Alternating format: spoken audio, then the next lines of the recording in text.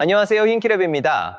AI 하나만 쓰고 계신다면 지금 손해보고 있을 가능성이 높습니다. 2026년 3월 기준으로 GPT 5.4, 제미나이 3.1, 클로드 오퍼스 4.6세 모델이 거의 동시에 나왔는데요.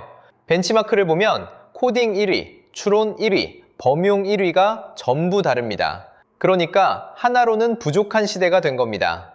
오늘 영상에서는 이 새 AI를 어떤 상황에서 어떻게 나눠 쓰면 되는지 비용까지 포함해서 정리해드리겠습니다. 요즘 AI 쓰시는 분들한테 물어보면 대부분 이렇게 대답합니다. 챗 GPT 하나 쓰는데 굳이 다른 것도 써야 해요? 솔직히 저도 비슷하게 생각했습니다. 잘 되는 거 하나 골라서 익숙해지면 그게 효율적이지 않나 하고요. 그런데 2026년 3월에 재밌는 일이 벌어졌습니다. 오픈AI가 GPT 5.4를 내놓고 구글이 제미나이 3.2를 내놓고 엔스로픽이 클로드 오퍼스 4.6을 내놓았는데 이 세 모델이 거의 같은 시기에 나온 겁니다. 그래서 자연스럽게 비교가 됐거든요. 결과가 어땠냐면 분야마다 1위가 다 다릅니다. 실제 소프트웨어 버그를 수정하는 시험인 SWE 벤치에서는 클로드가 80.8%로 1위입니다. GPT가 77.2%로 뒤를 쫓고 제미나이는 65% 정도로 꽤 차이가 납니다. 코딩에서는 클로드가 확실히 앞서는 거죠. 그런데 박사급 과학 문제를 푸는 GPQA라는 시험을 보면 결과가 뒤집힙니다. 제미나이 3.1%가 94.3%, GPT 5.4%가 94.4%로 거의 동점이고요. 클로드는 87.4%입니다. 추론 영역에서는 제미나이와 GPT가 강한 겁니다. 종합평가를 하는 아티피셜 애널리시스라는 기관에서는 제미나이 3.1%와 GPT 5.4%를 57점 공동 1위로 매겼습니다. 클로드가 바로 뒤를 쫓고 있고요. 이게 무슨 뜻이냐면 축구로 치면 공격수, 미드필더, 수비수가 각각 다른 셈입니다. 공격을 잘하는 선수한테 수비까지 맡기면 당연히 효율이 떨어지잖아요. AI도 마찬가지입니다. 만능 AI는 아직 없습니다. 그런데 이 점수 차이가 실제 업무에서도 체감이 될까요? 분야별로 하나씩 뜯어보겠습니다. 먼저 코딩입니다. 개발 업무를 하시는 분이라면 이 부분이 가장 중요할 텐데요. 결론부터 말씀드리면 코딩은 클로드가 압도적입니다. 아까 말씀드린 SWE 벤치 80.8%가 단순히 높은 점수가 아니라 실제 소프트웨어 프로젝트에서 버그를 찾아서 고치는 시험입니다. 실무에 가장 가까운 테스트라고 보시면 됩니다. 여기서 클로드가 GPT보다 3.6%포인트 높고 제미나이보다는 15%포인트 이상 높습니다. 엔스로픽이 만든 클로드 코드라는 전용 코딩 도구가 있는데 개발자 커뮤니티에서 평가가 상당히 좋습니다. 코드를 빠르게 생성하는 시험인 휴먼 이벌에서는 GPT가 93.1%, 클로드가 92%로 엎치락뒤치락합니다. 일단 돌아가는 코드를 빠르게 만드는 건 GPT도 잘하는데 복잡한 코드 베이스를 분석하고 품질 높은 코드를 작성하는 건 클로드가 한 수 위라는 평가입니다. 제미나이는 코딩에서 점수가 좀 낮은 편인데 대신 100만 토큰이라는 큰 입력창을 가지고 있어서 프로젝트 코드 전체를 한 번에 넣고 분석하는 데는 강점이 있습니다. 다음은 추론과 과학 분야입니다. 여기서는 의외의 결과가 나왔는데요. 제미나이 3.1%와 GPT 5.4%가 94% 동급으로 1, 2위를 나눠 가집니다. 수학 문제를 풀거나 복잡한 논리를 따져야 하는 작업이라면 이 두 모델이 유리합니다. GPT 5.4에는 추론 강도를 5단계로 조절하는 기능이 있어서 간단한 질문은 빠르게 답하고 어려운 문제는 깊이 생각하도록 설정할 수 있습니다.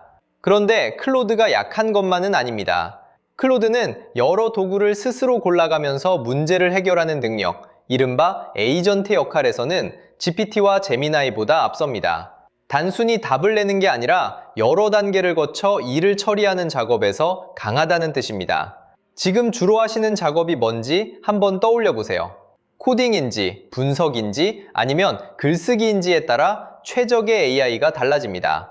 글쓰기와 문서 작성으로 넘어가면 클로드가 다시 두각을 나타냅니다. 보고서, 기획안, 제안서처럼 긴 글을 논리적으로 구성하는데 클로드가 강합니다. 반면에 챗GPT는 문체를 자유자재로 바꾸는 능력이 탁월합니다. 캐주얼한 SNS 글에서 공식적인 비즈니스 이메일까지 톤을 정확하게 맞추는 건 챗GPT가 더 유연합니다. 마케팅 카피나 브레인스토밍이 필요할 때도 챗GPT가 빠릅니다. 리서치와 정보 검색은 제미나이의 무대입니다. 구글 검색 엔진이 직접 연결되어 있으니까요. 딥 리서치라는 기능이 있어서 주제를 주면 관련 자료를 여러 소스에서 알아서 찾아서 정리해줍니다. 최신 정보가 필요한 작업이라면 제미나이가 확실히 유리합니다. 마지막으로 멀티모달, 그러니까 텍스트뿐 아니라 이미지, 음성, 영상을 함께 다루는 능력은 제미나이가 압도적입니다. 태생이 멀티모달로 설계된 모델이거든요. 차트나 스크린샷에서 데이터를 뽑아낸다거나 영상 내용을 분석하는 작업은 제미나이가 가장 정확합니다. 챗GPT도 이미지 생성과 분석이 가능하고 클로드는 이미지 분석은 되지만 생성 기능은 상대적으로 제한적입니다. 그리고 구글 워크스페이스를 쓰시는 분이라면 제미나이는 선택이 아니라 거의 필수입니다. 지메일, 구글 독스, 드라이브가 직접 연동되거든요. 이렇게 정리하면 한 가지 분명한 패턴이 보입니다. 코딩과 긴 글은 클로드, 리서치와 멀티모달은 제미나이, 빠른 초안과 문체 변화는 챗GPT, 포지션이 확실히 다릅니다. 자, 이제 누가 뭘 잘하는지는 알았습니다. 문제는 이걸 어떻게 조합해서 쓰느냐인데요. 그래서 뭘 어떻게 나눠 쓰라는 건데 하실 수 있습니다. 구체적으로 들어가 보겠습니다. 가장 먼저 상황별 추천 매트릭스입니다. 작업 유형별로 어떤 AI를 쓰면 되는지 정리하면 이렇습니다. 코딩이나 개발, 버그 수정은 클로드입니다. 리서치나 최신 정보가 필요하면 제미나이입니다. 마케팅 카피나 빠른 초안, 이미지 생성이 필요하면 챗GPT입니다. 긴 문서를 분석하거나 보고서를 쓸 때는 클로드입니다. 구글 워크스페이스 기반 업무라면 제미나이입니다. 수학이나 과학처럼 고난도 추론이 필요하면 제미나이 또는 GPT 프로입니다. 개발자 커뮤니티에서 재밌는 이름이 붙었는데 마기 시스템이라고 부릅니다. 코딩할 때는 클로드를 쓰고 리서치할 때는 제미나이를 쓰고 결과물을 검증할 때는 GPT를 쓰는 패턴입니다. 각각이 특화된 역할을 맡아서 결과물의 품질이 올라가는 구조인데 실제로 이 방식을 쓰는 분들이 늘고 있습니다. 또 하나 효과적인 방법은 새 모델 병렬 검토입니다. 중요한 결과물을 제출하기 전에 챗GPT, 클로드, 제미나이 세 곳에 같은 질문을 넣어보고 답변을 비교하는 겁니다. 세 모델이 같은 답을 내면 신뢰도가 높은 거고 답이 갈리면 그 부분을 더 파봐야 한다는 신호입니다. 비유하자면 칼을 고를 때도 요리에 따라 중식칼, 과도, 빵칼을 바꿔 쓰잖아요. AI도 마찬가지입니다. 이쯤 되면 비용이 걱정될 수 있는데요. 생각보다 합리적입니다. 세 서비스 모두 구독료가 월 $20 안팎으로 수렴했습니다. 챗GPT 플러스가 월 $20, 클로드 프로가 월 $20, 구글 AI 프로가 월 $19.99입니다. 그런데 셋 다 구독할 필요는 없습니다. 추천 조합을 하나 말씀드리면요. 주력으로 쓰는 AI 하나에만 유료 구독을 걸고 나머지 둘은 무료 플랜으로 보조 역할을 시키는 겁니다. 예를 들어 코딩 위주 업무라면 클로드 프로 $20에 구독하고 제미나이는 무료 플랜으로 리서치에 쓰고 챗GPT는 고플랜 $8로 간단한 초안과 이미지 생성에 쓰는 겁니다.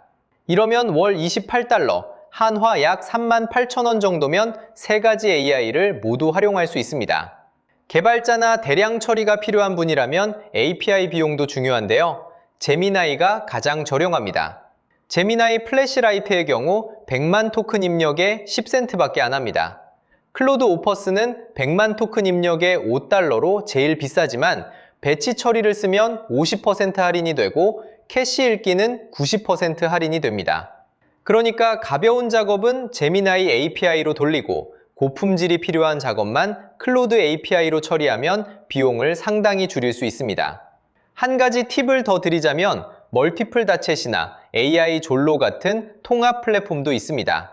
한 화면에서 여러 AI에 동시에 질문을 던지고 답변을 비교할 수 있어서 모델을 전환하는 번거로움이 줄어듭니다. 그리고 최근 클로드에서 흥미로운 기능이 나왔는데요. 다른 AI의 메모리를 가져오는 기능입니다. 챗GPT나 제미나이에서 쌓아둔 대화 맥락을 클로드로 1분 안에 옮길 수 있습니다. AI를 바꿔 타는 장벽이 확 낮아진 거죠. 이렇게 혼용이 대세가 되면서 실제로 시장 판도도 크게 바뀌고 있습니다. 실제 숫자를 보면 변화가 분명합니다. 챗 GPT는 여전히 1위이지만 미국 시장 기준으로 하루 사용자 점유율이 57%에서 42%로 떨어졌습니다. 4개월 연속 하락입니다. 반면에 제미나이는 같은 기간 13%에서 25%로 거의 2배 성장했습니다. 클로드는 1.5%에서 4%로 3배 가까이 뛰었는데요. 이 급성장의 배경에는 퀴트 GPT라는 움직임이 있습니다. 오픈 AI가 미국 국방부와 계약을 맺은 뒤에 250만 명 이상이 참여한 이 캠페인 덕분에 클로드가 미국 앱스토어 1위에 오르기도 했습니다. 기업 쪽도 움직이고 있습니다. 엔스로픽의 기업 채택률이 매달 4.9%씩 늘고 있고 새로 AI 서비스를 도입하는 기업 중에서 엔스로픽이 오픈 AI 대비 70%의 수주율을 기록하고 있습니다. 한국은 아직 챗 GPT가 압도적입니다. 스마트폰 기준 월간 사용자가 2,125만 명인데 클로드는 46만 명, 제미나이는 42만 명입니다. 하지만 변화 조짐은 있습니다. 제미나이가 2026년 수능 전 과목에서 만점을 받았습니다. 국어, 수학, 영어, 한국사, 탐구까지 전부요. 한국어 성능이 그만큼 올라왔다는 뜻입니다. 클로드도 한국어 비즈니스 문서, 그러니까 보고서나 기획안, 제안서를 작성하는데 자연스러운 한국어 품질이 좋다는 평가를 받고 있습니다. 구글 AI 프로 구독에는 구글 원 2TB 저장 공간이 포함되어 있어서 지메일이나 구글 포토를 많이 쓰는 분이라면 구독 가치가 꽤 높습니다. 스마트폰 초창기를 떠올려보면 한때는 아이폰만 쓰는 게 당연했지만 지금은 갤럭시, 픽셀 각각의 강점을 보고 고릅니다. AI도 같은 흐름으로 가고 있는 겁니다. 하나만 고집하는 시대가 끝나고 상황에 맞게 골라 쓰는 시대가 시작된 겁니다. 정리하겠습니다. 2026년 3월 현재 만능 AI는 없습니다. 코딩과 긴 문서는 클로드, 리서치와 멀티모달은 제미나이, 빠른 초안과 다양한 문체는 챗 GPT, 분야별로 강자가 다릅니다. 혼용 전략의 핵심은 3가지입니다. 첫째, 주력 AI 하나에 유료 구독하고 나머지는 무료로 보조합니다. 둘째, 작업 유형에 따라 AI를 바꿔가며 씁니다. 코딩은 클로드, 검색은 제미나이, 초안은 챗 GPT. 셋째, 중요한 결과물은 새 모델에 넣어보고 비교합니다. 월 3만 원대면 3가지 AI를 모두 쓸 수 있습니다. 하나만 쓸 때보다 결과물의 폭이 넓어지고 놓치는 것도 줄어듭니다. 오늘부터 할 수 있는 한 가지가 있다면 지금 쓰고 있는 AI 말고 하나를 더 써보는 겁니다. 무료 플랜으로 충분합니다. 같은 질문을 2곳에 넣어보고 답변 차이를 직접 느껴보세요. 그 차이를 한 번 경험하면 다시 하나만 쓰기 어려울 겁니다. 오늘 영상이 도움이 되셨다면 구독과 좋아요 부탁드립니다. 감사합니다.